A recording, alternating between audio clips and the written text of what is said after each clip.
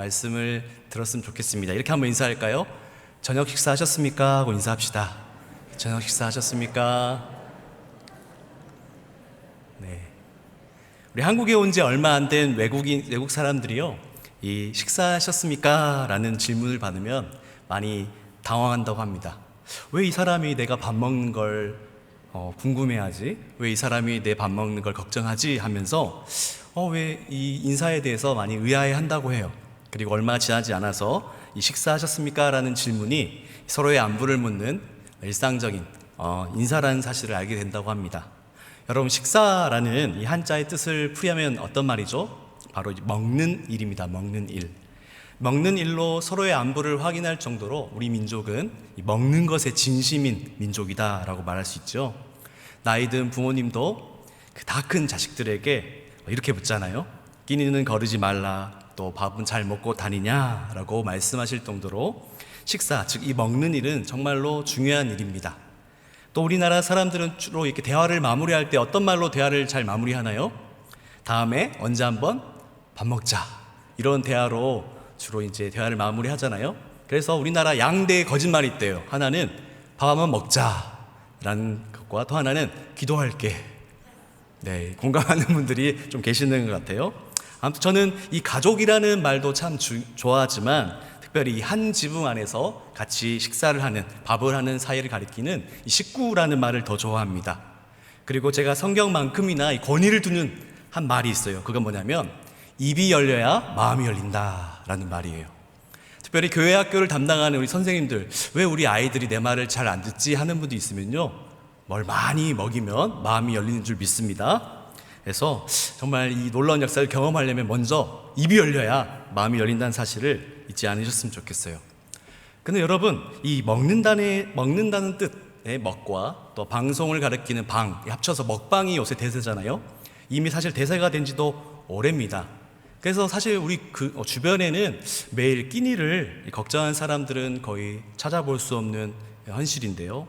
그래서 오히려 오늘은 뭐 시켜 먹을까 라고 많이 고민하지 않습니까? 저도 사실 지난 주에 코로나에 확진되어가지고요, 한 주 동안 집에 있었어요. 그러면서 늘 아내랑 두 아이들이랑 하는 고민이 그거였어요. 점심은 뭐 먹지? 저녁은 뭐 먹지? 하면서 늘 이런 얘기들을 많이 했던 것 같아요. 매일 끼니를 어떻게 해야 되냐라는 고민보다는 우리가 무엇을 먹어야 될까 더 많이 고민하고, 또 어떻게 하면 덜 먹을까 고민하는 것이 오늘날의 현실입니다. 한 통계를 보니까요, 전 국민의 반 이상이 지금 다이어트를 하고 있대요. 혹시 성도님들 가운데 지금 다이어트를 하고 있는 분이 계실 수 있는데요, 또 다이어트를 포함한 건강 산업의 규모가 갈수록 커져가는 것이 이 현실입니다. 이러한 상황 가운데 우리가 오늘 살펴보는 오늘 우리에게 일용할 양식을 주시옵고라는 이 기도가 과연 오늘날에도 여전히 유효하고 적실할까라는 의문이 드는 것이 사실입니다. 그래서 우리 주님께서 가르쳐 주신 이 주기도를 할 때마다 이 기도의 부분은 솔직히 마음에 썩 와닿지 않는 부분이고 그냥 쓱 외우고 지나갈 때가 많은 것이 사실이죠. 게다가 주기도문의 앞부분에 있는 기도 제목들은 너무나 멋있어요. 아버지의 이름이 거룩히 여김을 받으시고, 아버지의 나라가 오게 하시고, 아버지의 뜻이 이루어지기를 바랍니다. 이 기도에 비해서 오늘 우리가 살펴보는 오늘 우리에게 일용할 양식을 주시옵고라는 기도는 왠지 수준이 좀 낮아 보이는 것이 사실이죠. 그렇다면 이 기도, 오늘 우리에게 일용할 양식을 주시옵고라는 이 기도가 대체 어떤 의미와 중요성을 가지고 있기에 예수님께서는 우리를 위한 기도에서 가장 먼저 이 기도를 하라고 가르쳐 주셨고, 또 오늘날에는 이 기도가 도대체 어떠한 의미인지를 오늘 한번 살펴보고자 합니다. 우리가 살펴보는 이 기도는요, 이 동서고금을 막론하고 가장 중요한 양식, 즉 먹는 것과 관련된 기도입니다. 이 기도에서 양식은 실제로 사람의 생존을 위해 필요한 그 양식을 가리킵니다. 인간의 기본적인 필요를 의미하고 있어요. 그런데 여기서 이 양식을 수식하고 있는 말이 있잖아요. 뭡니까? 일용한 양식입니다. 이 일용한이라는 말은 헬라어로 에피우시온이라는 단어래요. 그런데 이 학자들에 의하면 이 에피우시온이 도대체 무슨 뜻일까라는 의견이 일치가 되지 않습니다. 왜냐하면 그 이유는 이 단어가 헬라 문헌에서도, 현존하는 헬라 문헌에서도 좀처럼 찾아보기 힘든 단어이고요. 또한 특별히 성경에서는 이 주기도문에서만 사용되고 있는 단어이기 때문이에요. 그래서 학자들은 이 뜻에 대해서 다양한 의견을 제시하는데 대표적인 세 가지 뜻을 제가 여러분에게 한번 알려드릴게요. 먼저 첫 번째 견해는 이 뜻이 생존을 위해 필요한 이란 뜻이다 라는 말을 합니다. 그리고 두 번째는 현재 나를 위해 라는 뜻이라고 하고요. 마지막 세 번째 견해는 다가온 나를 위해, 다음 날을 위한 이라는 뜻이라고 해요. 그런데 오늘날 많은 학자들은 최근에 이 마지막 세 번째 의견, 다음 날을 위한, 그리고 다가오는 날을 위한 이라는 뜻의 이 해석에 힘을 싣고 있어요. 그래서 이 단어를 사실 잘 이해하기 위해서는 이 말이 나오는 어떤 말씀의 배경을 살펴봄으로써 이 단어가 말하고자 하는 의미를 우리가 잘 알 수 있을 텐데요. 우리 한번 출애굽기 16장 4절, 출애굽 16장 4절을 한 목소리로 한번 읽겠습니다. 시작. 그때 여호와께서 모세에게 이르시되 보라, 내가 너희를 위하여 하늘에서 양식을 비같이 내리니 백성이 나가서 일용할 것을 날마다 거둘 것이라. 이같이 하여 그들이 내 율법을 준행하나 아니하나 내가 시험하리라. 아멘. 하나님이 이스라엘 백성들에게 일용할 것을 날마다 거둘 것이다 라고 말씀하셨고요. 그리고 우리가 잘 알다시피 만나를 반드시 하루에 필요한 양을 거두게 하셨습니다. 그런데 이 이스라엘 사람들은 이 오늘 내리는 만나가 또 내일도 과연 내릴 것일까 라는 어떤 불안한 마음에 이틀치를 걷거나 사흘치를 거뒀지요. 그런데 우리가 잘 알다시피 그날 다 먹지 못한 만나는 다 어떻게 됐습니까? 다 썩어서 못 먹게 되지 않았습니까? 그 이스라엘 백성들이 이렇게 욕심을 낸 이유는 뭐냐면 내일 만나가 내리지 않을 것이라는 이 불안함 때문이었습니다. 그런데 이 불안의 근본적인 원인은 사실은 하나님께서 이 우리에게 필요한 양식을 공급하지 않을 거라는 이 불신앙이 사실 이러한 사람들, 이스라엘 사람들의 불안의 근본적인 원인이었죠. 하나님이 이 하늘에서 내려주신 이 만나를 통해서 이스라엘 백성들에게 매일 매 순간 이 하나님만 의존할 것을 가르쳐 주신 것입니다. 여러분, 이 예수님께서 이 말씀, 이 기도를 가르칠 당시는요, 대부분 노동자들이 하루 벌어서 하루 먹고 사는 삶을 살았다고 해요. 하루 열심히 일하면 그날의 풍삭을 받고요. 그런데 그 풍삭이 너무나 적었기 때문에 저축을 할 수 없는 그런 형편이었다고 합니다. 그래서 하루 풍삭을 받으면 온종이 그렇게 하루 식량 값으로 나가야 했죠. 게다가 1세기 당시엔 어떤 상황이었습니까? 예수님을 믿는다는 것은 자신이 속한 이 가정으로부터, 또한 이 직장으로부터, 또한 공동체로부터 쫓겨남을 감수해야 되는 어떤 그런 박해와 핍박이 있는 상황이었죠. 그럼에도 불구하고 1세기 예수님을 따르던 신자들은 자신이 가진 모든 것들을 다 기득권을 다 포기할지언정 예수님을 따라가는 이 믿음만큼은 버리지 않았습니다. 그러므로 우리가 살펴보고 있는 이 기도, 오늘 우리에게 일용할 양식을 주시옵고라는 이 기도는요, 단순히 오늘 짜장면을 먹을지 짬뽕을 먹을지 일식을 먹을지 양식을 먹을지 하는 그런 기도가 아니에요. 우리가 살펴본 이 기도는 1세기 당시 배경을 봤을 때는 상당히 간절한 절박한 기도였다는 것입니다. 이 기도는 그래서 배부른 자의 기도가 아니었어요. 그리고 가진 자의 기도가 아니라 정말 당장 밥을 굶어야 하는 상황에서 하나님 앞에 하나님만 의지할 수밖에 없는 상황에서 기도하는 절박한 기도였다는 사실을 우리가 먼저 기억해야 됩니다. 하나님, 이스라엘 백성들을 매일 만나로 먹이셨던 것처럼 하나님이 오늘 나를 먹이지 않으면 저는 굶습니다. 그렇기 때문에 하나님 오늘 살 양식을 주시옵소서라는 간절한 기도였다는 것입니다. 만약 이 기도를 아침에 드렸다고 생각해 봅시다. 아침에 기도를 드렸다고 하면 다가오는 날이 오늘 하루가 되겠죠? 그럼 오늘 아침에 이 기도를 했다면 하나님 오늘 먹고 살아갈 수 있는 양식을 달라는 기도가 되겠죠. 만약에 밤에 기도했다고 생각합시다. 다가온 날이 언제입니까? 내일이죠. 그렇다면 이 기도는 무엇을 위한 기도입니까? 하나님 내일 먹고 살 수 있도록 일용한 양식을 달라라는 정말 간절하고도 절박한 기도였어요. 그래서 사람들은 이 기도를 가리켜서 하루살이 청원이다라는 별명을 붙여줬어요. 마치 하루 먹고 하루 그 살이로 살아가는 인생처럼 하나님께서 주지 않으면 굶을 수밖에 없는 상황 가운데 드리는 하루 사이 청원이었다는 것입니다. 그러면 신자는요, 내일을 사는 사람이 아닙니다. 신자는 오늘 사는 사람들입니다. 하나님께서 일용할 양식을 주신다는 사실을 믿고 날마다 매 순간마다 하나님만을 의지하고 하나님께 모든 것을, 특별히 먹을 것을 구하는 사람이야말로 바로 오늘 사는 참된 신자의 모습이라는 것이죠. 여러분이 기도에서 가장 중요한 것이 무엇이라고 생각하십니까? 어떤 분들은 기도는 내용이 중요하다라고 말하는 사람이 있겠죠. 또 어떤 사람들은 기도의 어떤 태도, 자세가 중요하다라고 말하는 사람도 있을 것이에요. 또 어떤 분들은 기도의 형식이 중요하다라고 말하실 수 있을 것입니다. 근데 제가 생각했을 때 기도에서 가장 중요한 것은 뭐냐면 기도의 대상입니다. 우리의 기도를 누가 듣느냐는 것이죠. 우리가 아무리 기도를 열심히 한들, 또한 많이 한들, 또한 아름다운 형식을 갖추고 아름다운 미사여구를 사용해서 기도한다고 한들 우리의 기도를 들어줄 수 없는 분에게 기도한다고 한다면 그 기도는 아무런 의미가 없기 때문에 기도에 있어서 가장 중요한 것은 무엇이죠? 기도의 대상. 누가 우리의 기도를 듣느냐? 그것이 가장 기도에서 중요한 것이죠.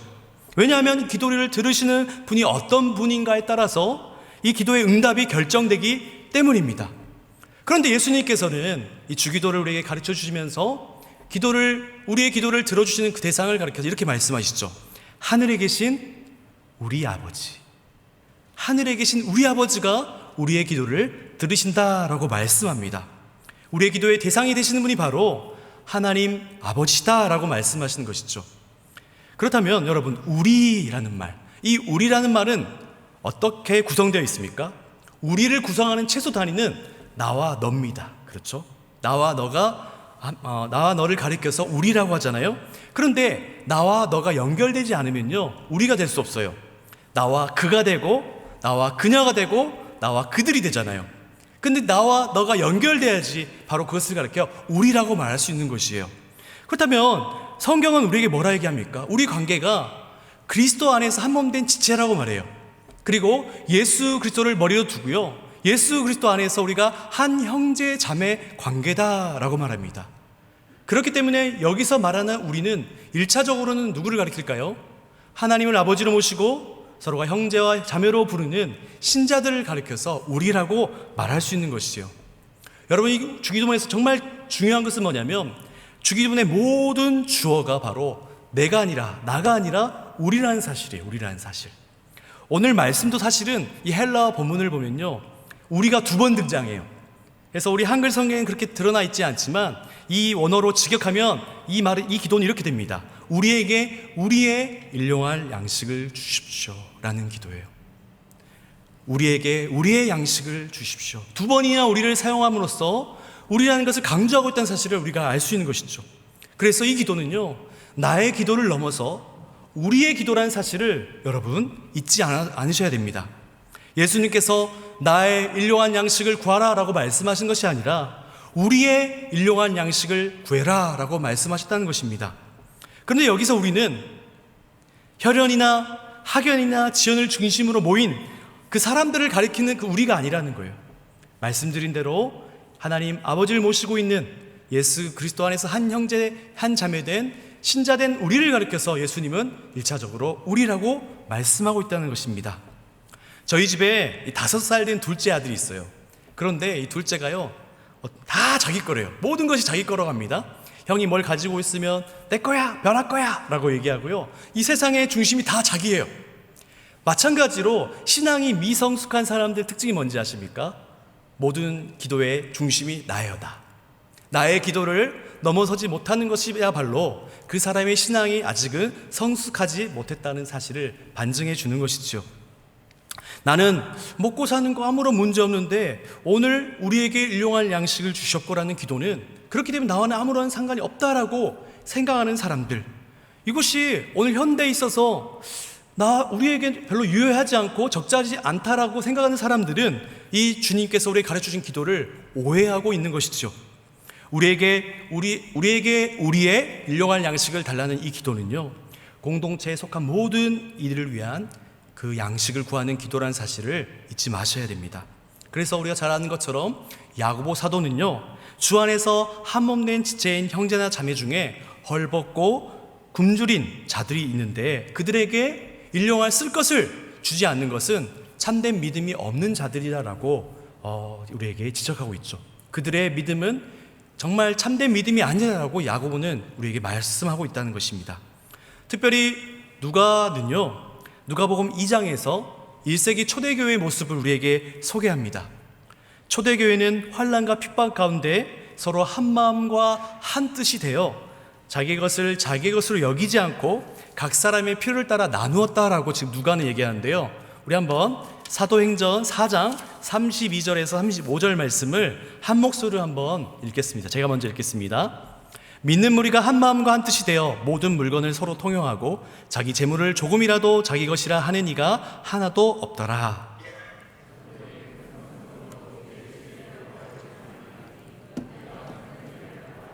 그 중에 가난한 사람이 없으니 이는 밭과 집 있는 자는 팔아 급한 것의 값을 가져다가 같이일까요? 사도들의 발 앞에 두매 그들이 각 사람의 필요를 따라 나누어 줌이라. 아멘. 이 사실, 이 초대교회 이런 일들이 일어났던 원인을 뭐라고 얘기하고 있나요? 누가는 큰 은혜를 받았기 때문이다라고 얘기해요. 하나님께서 큰 은혜를 주시고 또한 성령이 임하자 그들이 자기 것으로 여기지 않고 각 사람의 필요에 따라 나누는 일들이 있었다고 합니다. 여러분, 초대교회로 돌아가자, 이 초대교회로 돌아가자라는 말들을 들어보신 적 있죠? 근데 이 말이 구호에 그쳐서는 안 돼요. 우리 요한 웨슬리라고 감리교회 창시자라고 불리는 우리 목사님 계시는데, 이 목사님께서 유명한 말을 했지 않습니까? 당신의 지갑이 회개하기 전까지는 당신은 진정으로 회개한 것이 아니다 라고 말씀했어요. 그렇게 말한 요한 웨슬리는 정말 자신의 삶을 통해서 실천하고 살았어요. 지갑이 회개하는 삶을 살았다고 합니다. 그의 지갑은 가난한 사람을 향해 항상 열려 있었고요, 최소한의 생계를 유지하기 위한 돈을 제외한 모든 재정들은 다른 사람의 필요를 채워주는 일들 가운데 흘려보냈다고 합니다. 그의 수입이 점점 그가 알려지고 위대한 설교자가 되면서 수업이 점점 늘어났지만 그는 자신의 최소한의 생활비를 제외한 모든 것들은 다른 사람에게 흘려보내는 통로로 자신의 삶을 사용했다라고 해요. 바라기는 여러분, 나의 필요를 넘어서 우리 사랑하는 형제 자매들의 필요에 관심을 가지고 그들 위해 기도하시고 또한 하나님께서 내게 주신 것들을 흘려보내는 정말 축복의 통로가 다 되시기를 주님의 이름으로 축복합니다. 아멘. 그것이야말로 이 기도를 바르게 이해한, 또 이 기도를 바르게 하는 자의 진정한 삶이라는 것이죠. 그런데 여러분, 우리는 더 나아가 교회 공동체를 넘어서서 이 공동선에 대한 관심을 가져야 합니다. 왜냐하면 하나님은요, 믿는 자뿐만 아니라 믿지 않는 자에게도 해를 비추시고 비를 내려주시기 때문이에요. 우리 마태복음 5장 45절 말씀을 우리 자막을 통해서 한 목소리로 읽겠습니다. 시작. 이같이 한즉 하늘에 계신 너희 아버지의 아들이 되리니 이는 하나님이 그 해를 악인과 선인에게 비추시며 비를 의로운 자와 불의한 자에게 내려주심이라. 아멘. 우리가 잘 아는 것처럼 이 노아의 홍수 이후에 하나님은 이 하나님을 믿든지 안 믿든지 상관없이 하나님의 형상대로 지어진 모든 사람들을 함부로 죽이는 자, 피를 흘리게 하는 자는 하나님의 심판을 받을 것이라는 무시무시한 경고를 하세요. 왜냐하면 믿음의 있고걸 떠나서 하나님을 믿든지 안 믿든지 모든 사람들은 다 하나님의 형상으로 지어진 소중한 존재이기 때문입니다. 그래서 이 장로교의 위대한 스승이라 불리는 요한 칼빈은 이런 말을 했죠. 인간에게 남아있는 하나님의 형상은 인류가 서로 사랑해야 하는 충분한 이유를 제공한다라고 말합니다. 우리는 참된 신자라면 단순히 예수를 믿는 사람들이 서로가 끼리끼리 문화를 만드는 것을 넘어서서 이 땅 가운데 하나님을 아직은 믿지 않는 사람일지라도 하나님은 그들에게도 비를 내리시고 그들에게도 햇빛을 비친다는 사실을 기억하므로 그들에게도 최선을 다해 사랑을 베풀고 그들의 필요가 무엇인지를 바라보고 그들에게 우리 삶을 나누어주는, 사랑을 흘려보내는 그런 삶을 살아야 된다는 것이죠. 그러므로 우리의 필요를 위한 이 기도는요, 개인과 교회 공동체를 넘어서 세상의 이웃들의 필요까지 나아간다는 사실을 우리는 꼭 기억해야 됩니다. 여러분, 혹시 지구가 100명의 마을이라면 이라는 책을 들어보신 적 있나요? 지구가 100명의 마을이라면 이 책은 꼭이라고 했어요. 꼭 여러분들이 자녀들한테 한번 사주시면 정말 유익한 책이에요. 이 책이 어떤 책이냐면 이 교육 3단가인 데이비드 스미스라는 분이 쓴 책이에요. 사실은 출간된 지 오래된 책입니다. 세계 17개 언어로 번역되었고요. 이미 전 세계 40만 부 이상 팔린 스테디셀러입니다. 그리고 우리나라에는 2011년에 출간됐어요. 이미 오래됐죠. 근데 이 책이 어떤 책이냐면 지구의 인구를요 100명이라는 말로 이렇게 상상하여서 우리 지구의 현재 어떤 현황, 실태를 우리에게 알려줘요. 그리고 우리가 사는 이 지구가 더불어 살아야 되는 곳임을 알려주고요. 더 나아가 우리가 함께 잘 살아갈 수 있기 위해서 이 지구촌을 어떻게 만들어가야 되는지를 우리에게 많은 어떤 인사이트를 주고 또 깨우치는 그런 좋은 책입니다. 그리고 이 책에 이어서 2014년에는 이런 책이 나왔어요. 우리나라가 100명의 마을이라면 이란 책이 또 나왔습니다. 제가 이 설교를 준비하면서 이 지구가 100명의 마을이라면의 2019년 3년 전이죠. 2019년 버전을 찾았어요. 한번 들어보실래요? 2019년 기준 전 세계 인구는요 77억 1,500만 명이었대요. 그런데 이 지구의 인구가 77억 1,500만 명이 100명이라고 한번 이게 환산을 해보는 거예요. 그렇다면 이 지구의 인구가 100명밖에 되지 않는 마을이라면 지구는 어떤 모습일까를 이제 제가 한번 읽어드릴게요. 가장 부유한 6명이 전체 자산의 59%를 차지하고 있습니다. 6명이. 그리고 가장 가난한 20명이요 전체 자산의 2%를 가지고 있어요. 2%. 에너지도 마찬가지예요. 에너지 역시 가장 부유한 사람 20명이 전체 80%를 사용하고 있어요. 그리고 여전히 의식주 문제를 해결하지 못한 사람이요 100명 중에 25명이 됩니다. 그리고 당장 마실 물이 없어서 걱정하는 사람들이 100명 중에 17명이 돼요. 은행에 통장이 있거나 저금을 할 수 있는 사람이 100명 중에 8명 뿐입니다. 자동차를 가지고 있는 사람은 7명 뿐이고요. 컴퓨터를 가지고 있는 사람은 2명, 대학을 졸업한 사람이 100명 중에 1명입니다. 그리고 전혀 글을 읽거나 쓸 줄 모르는 사람이 17명이나 되고요. 전쟁과 테러의 공포 속에서 살고 있는 사람이 20명이 되고요. 영양실조에 걸린 사람들이 16명이며 지금도 당장 굶어 죽기 직전인 사람이 1명이에요. 그런데 비만인 사람이 27명입니다. 그렇다면 우리나라는 어떨까요? 우리나라 2019년 인구는요 5,184만 명입니다. 우리나라 인구가 또 100명밖에 되지 않는 마을이라고 하면 환산해서 한번 들어보실래요? 집을 소유한 사람이 100명 중에 54명입니다. 여전히 비닐하우스 같은 또한 연탄도 없이 노숙하는 사람들이 100명 중에 4명입니다. 땅을 가진 사람은 29명이고요. 그 중에 제일 많은 땅을 가지고 있는 3명이 전체 면적의 79%를 차지하고 있습니다. 별로 안 놀라시네요. 월 소득 200만 원 이하의 사람이 절반을 차지하고 있고요. 그 중에 100명 이하인 사람은 15명이나 됩니다. 단 10명의 가장 부유한 사람이 우리나라 전체 자산의 30%를 차지하고 있고요.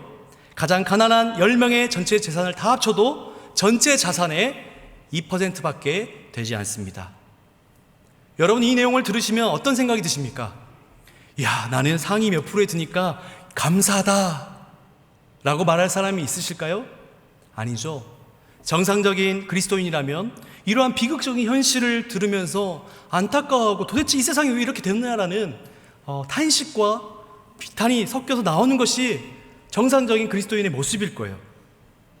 그렇기 때문에 우리는 오늘 우리에게 일용할 양식을 주셨거라는 이 기도는요, 이 땅 가운데 여전히 비정상인 이 땅을 바라보면서 이 땅을 향해 탄식하며 비통해하며 하나님, 이 죄로 망가지고 어그러진 세상 가운데 하나님 긍휼을 베풀어 달라고, 여전히 정말 100명 가운데 1명, 그 사람은 당장 굶어 죽을 직전에 있는 사람도 있다라는 거예요. 그런 어려운 상황 가운데 있는 사람들이 너무나 많은데 하나님 이 땅을 불쌍히 여겨달라고 기도하는 것이 바로 예수님께서 우리에게 가르쳐 주신 오늘 우리에게 일용할 양식을 주실 거라는 이 기도에 담겨 있는 의미라는 것입니다. 사랑하는 여러분, 우리는 먼저 이 교회 공동체 안에 지체들의 필요에 관심을 가지고 그들의 필요를 채워주는 그런 기도와 기도와 또한 실질적인 실천을 해야 할 것입니다. 그리고 더 나아가 이것이 우리의 몸에 배어서 이 세상 이웃과의 관계 속에서도 이러한 섬김과 나눔이 흘러나와야 되는 것이죠. 신학자 로안 윌리엄스라는 분은 이런 말을 했어요. 그리스도인이 된다는 것은 누군가의 선한 이웃이 되는 것 외에는 다른 길이 없다라고 말했어요. 우리가 누군가의 선한 이웃이 되는 것이 바로 그리스도인의 참된 모습이라는 의미입니다. 교회라는 울타리를 넘어서서 여러분 이 기도를 기억하시면서 정말 이 땅의 이 현실을 비통해 하시면서 하나님의 궁유를 구하시는 여러분은 다 되시기를 주님의 이름으로 축복합니다. 여러분, 그런데 저는 여러분, 이 예수님께서 말씀하신 이 일용할 양식이 당연히 1차적으로는 이 사람의 생존을 위해 필요한 양식일 뿐만 아니라 저는 더 나아가 예수님께서 말씀하신 이 일용할 양식이 바로 우리의 영적인 양식을 포함하여 말씀하신다라고 믿습니다. 하나님께서는 첫 아담의 몸을 흙으로 만드셨잖아요. 만일 흙으로만 만드셨다면 우리는 이 흙이 유지되는 어떤 생물학적인 양식이면 충분할 거예요. 그런데 하나님은 그 흙에다가 그 코에 생기를 불어넣으셔서 살아있는 존재가 되게 하셨습니다. 그렇기 때문에 우리 사람은 생물학적인 어떤 양식뿐만 아니라 반드시 영적인 양식이 필요한 존재라는 것이죠. 그렇다면 여러분, 영적인 양식은 무엇일까요? 물고기 2마리와 떡 5개로 성인 5,000명 이상을 먹이고 12강주리로 남은 그 사건 아시죠? 그 오병이어 사건. 이 오병이어 사건 너무나 중요한 나머지 마태, 마가, 누가, 요한복음 다 기록되어 있는 사건이에요. 그런데 예수님의 이 오병이의 놀라운 기적을 경험한 사람들이 예수님을 추종하고 예수님을 막 따라갑니다. 근데 예수님은요, 그들의 그 마음 가운데 있는 그 동기를 다 아셨어요. 그래서 예수님께서는 요한복음 6장 26절에서 이런 말씀을 하시는데요, 우리 자막을 보시면 제가 읽겠습니다. 예수께서 대답하여 이르시되 내가 진실로 진실로 너에게 이르노니 너희가 나를 찾는 것은 표적을 본 까닭이 아니요 떡을 먹고 배부른 까닭이로다. 예수님께서는 그들의 마음 가운데 이 예수님을 따라오는 사람들의 숨은 동기를 아셨다는 거예요. 예수님을 따라가면 뭔가 떨어지는 게 있다. 예수님은 우리의 먹고 마시는 문제를 해결해 줄 수 있는 분이시다라는 어떤 그들의 기대를 충족시키기 위해 예수님을 따랐다는 거예요. 그런데 예수님은 이렇게 말씀하시잖아요. 요한복음 6장 35절 말씀 우리 한 목소리 읽어볼까요? 시작. 예수께서 이르시되 나는 생명의 떡이니 내게 오는 자는 결코 줄이지 아니할 터이요 나를 믿는 자는 영원히 목마르지 아니하리라. 아멘. 사람이 오늘을 살기 위한 생물학적인 그 양식 당연히 필요한 것처럼 영적인 양식도 필요한데 그 영적인 양식이 바로 생명의 떡이신 우리 주 예수 그리스도라는 사실을 지금 주님 우리에게 말씀해 주시는 것이죠.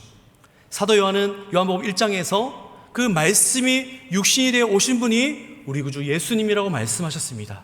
그렇기 때문에 우리의 영혼은요, 이 말씀을 통해 이 그리스도를 영적으로 먹고 마시는 것을 통해 줄이지 않고 목마르지 않게 된다는 것을 성경은 지금 우리에게 말씀해 주고 있는 것이죠.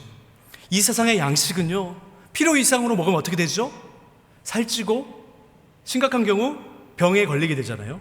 그래서 많은 사람들이 정말 못 먹어서 굶주리고 죽어가는 사람이 있는가 하면 또 한편으로는 저와 같이 막 다이어트를 열심히 하는 사람들이 있잖아요.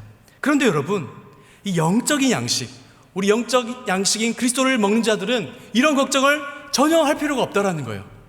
제가 은평교회를 처음 왔을 때 2년 동안 1세에서 3세를 담당했습니다. 영화부를 담당했어요. 영화부 담당 한 것처럼 생겼죠? 네. 근데 제가 그때 영화부를 할 때 제가 너무나 좋아하는 찬양이 있었어요. 한번 띄워주실래요? 제가 오랜만에 한번 그때를 기억하면서 한번 불러봐도 되겠습니까? 한번 불러볼게요. 먹고 또 먹어도 배탈 걱정 없어요. 성경은 하나님이 주신 생명의 양식, 꿀송이보다 달콤해요. 질리지도 않아요. 먹고 또 먹어도 다이어트 걱정 없죠. 다 같이 하고 싶은데 제만 아니까 여기까지 하겠습니다. 네. 이 하나님 말씀, 이 영적 양식은요, 먹고 또 먹어도 뭐 할 필요 없다? 다이어트 필요 없다 라고 말하고 있지 않습니까? 그렇기 때문에 사랑하는 여러분, 오늘 우리에게 일용할 양식을 주셨고라는 이 간구는요, 우리 주님의 말씀으로 말미암아 우리 영혼을 배부르게 하고 만족하게 해달라는 기도인 거예요. 세상 그 무엇도 우리를 목마르게 하고 다시 목마르게 하고 다시 갈급하게 하죠. 마치 우리가 목이 말라 막 소금물을 마셨을 때 다시 우리가 더 깊은 갈증을 느끼는 것처럼 세상이 주는 어떤 것들은 우리를 다시 목마르게 하고 심각한 경우 다시 우리를 영적으로 허기지게 만듭니다. 그런데 여러분, 영적인 양식인 하나님의 말씀, 이 그리스도의 말씀은요, 우리를 배부르게 하고 우리의 영혼을 만족해 한다라고 성경은 말합니다. 그렇기 때문에 여러분, 오늘 우리에게 일용할 양식 주시옵고라는 이 기도는요, 오늘날에도 너무나 유효하고 적실한 기도라는 사실입니다. 가장 우리에게 필요한 기도라는 것이죠. 아침에 이 기도를 드리는 경우 어떤 기도가 되겠습니까? 다가오는 날인 오늘, 하나님의 말씀으로 나를 배부르고 만족하는 하루가 되게 해달라는 기도가 되겠죠. 여러분, 오늘 밤에 집에 돌아가서 자기 전에 이 기도를 한다고 하면 어떤 기도가 되겠습니까? 하나님, 내일 하나님의 그 말씀으로 나의 영혼을 배부르게 해주시고 만족하게 해달라는 기도가 되겠죠. 하나님은 인간을 창조하실 때 영육 단일체로 만드셨어요. 이 말이 뭐냐면 우리의 육체뿐만 아니라 우리의 영혼도 똑같이 동일하게 중요하다는 것입니다. 우리가 배고픔을 느낄 때 어떻게 생각하면 보통 우리의 위가 배고픔을 느낀다고 생각해요. 제가 찾아보니까 위가 배고픔을 느끼는 게 아니라 혈액이, 피가 우리의 배고픔을 느낀대요. 피가 온몸을 돌아다니면서 이 영양소가 부족할 때 신호를 보냅니다, 뇌로. 그리고 이 장기에서 꼬르륵 소리가 나게 하죠.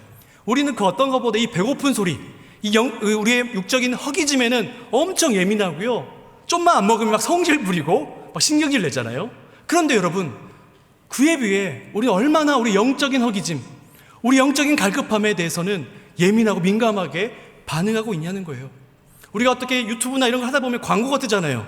뭐 이렇게 유니세프라든지 뭐 기아대책이라든지 광고 뜨면은 정말 아프리카나 이런 사람들, 우리 어린아이들 먹지 못해가지고 막 마른 친구들 나오지 않습니까? 그런데 그런 아이들이 너무나 불쌍히 여기면서 우리가 영적으로 그렇게 정말 죽기 직전이 아사 직전인 상태인지를 깨닫지 못한다는 것은 참 어리석고 불쌍한 것이라는 거예요. 우리도 정말 우리가 얼마나 우리 영적인 갈급함, 허기짐에 대해서 관심을 갖고 있는지를 돌아봐야 됩니다. 우리가 오늘 하루 말씀을 먹지 않으면 아무렇지도 않은 것 같죠? 아니에요. 우리의 영혼은 갈수록 메말라가지고 있고 죽어가고 있다는 사실을 여러분 잊지 마셔야 됩니다. 그래서 아모스 선지자 이런 말을 했죠. 사람들이 배고파하겠지만 그것은 밥이 없어서 겪는 배고픔이 아니다. 사람들이 목말라 하겠지만 그것은 물이 없어서 겪는 목마름이 아니다. 사람들이 굶주리고 목마른 이유가 뭐라고요? 우리 같이 한번 읽을까요? 시작. 주 여호와의 말씀이니라. 보라, 날이 이를지라 내가 기근을 땅에 보내리니 양식이 없어 주림이 아니며 물이 없어 가람이 아니요 여호와의 말씀을 듣지 못한 기갈이라. 아멘. 홍수에 마실 물이 없다는 말을 들어보셨죠? 오늘날은 너무나 많은 정보와 너무나 많은 어떤 소식들이 우리에게 들려와요. 그런데 정작 우리 영혼을 배부르게 하고 만족해 하는 소식들은 없습니다. 온갖 가짜 뉴스가 우리 영혼을 해롭게 하고요, 서로가 서로를 대적하게 하고 다투게 하는 일들이 오늘날 현실이지 않습니까? 그렇기 때문에 여러분, 우리를 위해 십자가에서 피 흘리시고 몸을 찢기신 우리 주님, 그 생명의 떡이신 예수님을 일용할 양식으로 삼고 사시기를 주님의 이름으로 부탁드립니다. 제가 오늘 주보를 보니까 벌써 성경을 이독하신 분들이 있더라고요. 또 일독하신 분들도 있고, 오늘 우리 헌신사역을 보고해 주신 7, 8 남전도의 우리 회원들처럼 일독을 진행하신 분들이 정말 많더라고요. 그리고 필사를 하신 분들도 있고요, 또 90일 통독을 진행하신 분들도 있습니다. 저희 우리 청년부도 2월 1일부터 12월 31일까지 한번 성경을 올해 한번 일독해보자 해가지고 매달 읽기표를 제공해가지고 체크하고 서로 격려해서 말씀을 통독하는 캠페인을 진행하고 있어요. 또한 우리 가운데는 부지런히 매일 새벽 기도회를 통해서, 또한 각자의 큐티를 통해서 날마다 말씀을 먹음으로 이 영혼을 살찌우는 일들 가운데 수고하고 헌신하고 있는 분들이 있는 줄 압니다. 제가, 여러분 아시는 분 아시지만 제가 숫가나무 프로젝트 담당이잖아요. 제가 한번 어제 검색해 봤어요. 얼마나 보고 있는가. 그랬더니 처음 올린 누가복음 어떻게 읽을 것인가는 500몇 회. 야, 근데 갈수록 줄어들어가지고 최근에 레이기 어떻게 읽으신가 300몇 회더라고요. 제가 살짝 삐질 뻔했어요. 근데 보니까 여기 있는 분들은 다 보신 것 같아요. 네, 2번, 3번 보시기 바랍니다. 그래야 힘을 내서 제가 여러분들을 위해서 열심히 만들 거 아니에요? 아무튼 여러분, 우리가 이 말씀에 대한 관심을 가지고 우리 영혼을 배부르게 하고 만족해 하는 일들 가운데 참 우리의 시간과 우리의 마음을 쏟아야 돼요. 오늘 이 우리에게 일용할 양식을 주셨거라는 이 기도는요, 단순히 우리가 먹고 마시는 문제가 해결된 사람에게는 필요 없는 기도가 아니에요. 이 기도는 나를 넘어 우리의 기도라는 사실을 잊지 마시길 바랍니다. 여전히 먹고 사는 문제로 허덕이는 그런 지체들은, 교우들은 옆에 없는지 좀 살펴보시고, 또 이웃들은 없는지 살펴보시기를 바랍니다. 또한 이 교회라는 울타리를 넘어서서 전 인류와 온 세계에 대한 관심을 가지시고, 오늘날 코로나로 인하여, 전쟁으로 인하여, 테러로 인하여, 온갖 기근으로 인하여 정말 힘들어하는 우리 분들, 이 세계와 열방을 품고 기도하시는 여러분들 다 되시기를 바랍니다. 또한 인간은 생물학적인 양식뿐만 아니라 영적인 양식도 필요한 존재임을 깨달아서요, 우리 영혼의 배부름과 목마름은 오직 생명의 떡이신 예수 그리스도, 그분의 말씀으로만 해소된다는 사실을 기억하시면서 성경 읽고 묵상하고 암송하고 큐티하는 일들 가운데 여러분의 마음을 쏟으시고 시간을 쏟으시기를 주님의 이름으로 부탁드립니다. 바라기는 예수님께서 우리에게 가르쳐주신 이 오늘 우리에게 일용할 양식을 주셨거라는 기도가 오늘날에도 너무나 유효하고 적실하고 가장 필요한 기도라는 사실을 마음에 새기시고, 날마다 주 앞에 이 기도를 올려드림으로 하나님이 주시는 은혜와 영광을 맛보시는 모든 성도는 다 되시길 주님의 이름으로 축복합니다. 아멘. 기도하시겠습니다. 하나님 감사합니다. 너희는 이렇게 기도하라 말씀하시며, 특별히 우리의 기도를 들으시는 분이 하늘에 계신 우리 아버지라는 사실을 가르쳐 주셔서 우리가 기도할 때에 이 세상의 것들은 우리의 필요를 채워줄 수 없을지라도 하나님만이 우리의 모든 필요를 다 채워주시는 분임을 알게 하시니 감사드립니다. 특별히 하나님, 이 세상이 발달하여서 먹고 사는 문제가 많이 해결되었지만, 그래서 우리가 이 기도가 우리에게 필요하지 않는, 오늘날에는 유효하지 않고 적실하지 않는 기도가 아니라 이 기도가 우리의 기도라는 사실을 잊지 않게 하여 주셔서 우리 주변의 교우들 가운데, 지체들 가운데 여전히 먹고 사는 문제로 고통당하고 신음하고 있는 분들은 없는지 돌아보게 하시고, 하나님이 주신 것들을 흘려보내는 축복의 통로가 되게 하여 주옵소서. 또 하나님, 교회라는 울타리를 넘어서서 온 세계 열방을 품고 기도하는, 또한 이 땅의 현실 아픔들을 껴안고 비탄해하며 애통해하며 기도하는 우리 은평의 성도들 다 되시기를 주님 붙잡아 주시옵소서. 또 하나님, 정말 우리가 이렇게 생물학적인 양식뿐만 아니라 우리가 영적인 음식을 먹어야 되는 존재임을 깨달아 알게 하여 주시고, 그 영적인 양식이 바로 우리 주님의 말씀이라는 사실을 기억함으로 각자의 자리에서 성경을 통독하고 묵상하고 암송하고 필사하는 것을 통해 하나님으로 만족하고 하나님으로 말미암아 기뻐하고 하나님으로 말미암아 배부른, 정말 복받은 축복된 인생으로 살아가시는 우리 모든 성도님 다 되도록 인도하여 주옵소서. 예수님의 이름으로 기도합니다. 아멘.